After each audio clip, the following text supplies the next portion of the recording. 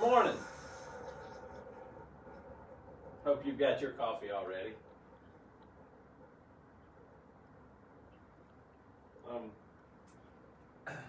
Wondering how you're feeling today. Would you say that your life is filled with joy? It's interesting, the word joy. I want to introduce you to somebody today. Her name is Florence.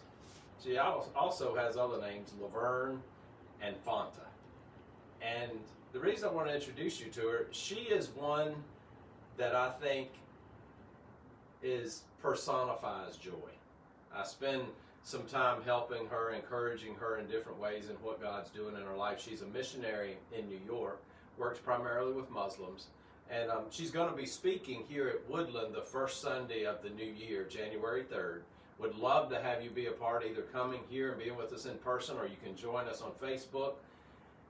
But today, I want us to understand more of what joy is. And I think the reason that Florence is able to express that to people so well, she wrote one of our Advent devotions, the one that was in for yesterday. If you're following along in this, you've already read it, but we publish these devotions each day, and hers was the one that was published yesterday on our Facebook page. And I just want to share with you a couple of the things she said. She said, you can come to him being Jesus, as you are. You don't have to clean up your act, and your past doesn't matter.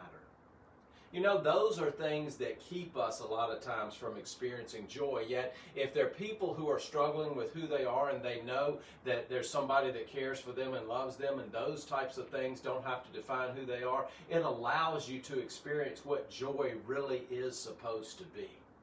And I mentioned that Florence kind of had 3 different names, and the reason that means a lot to me is because she is the same person, but she's able to connect with different people. Her family calls her by one name, friends in an area call another, and those that she tends to spend time talking about Christ with in New York refer to her as Fanta.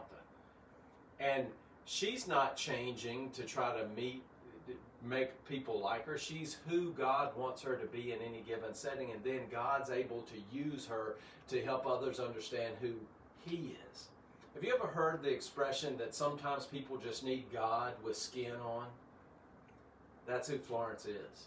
Florence is able and willing to be who God wants her to be in a given situation, not changing who she is to impress others, but being who God wants her to be in the midst of relating and connecting with different people who have different needs.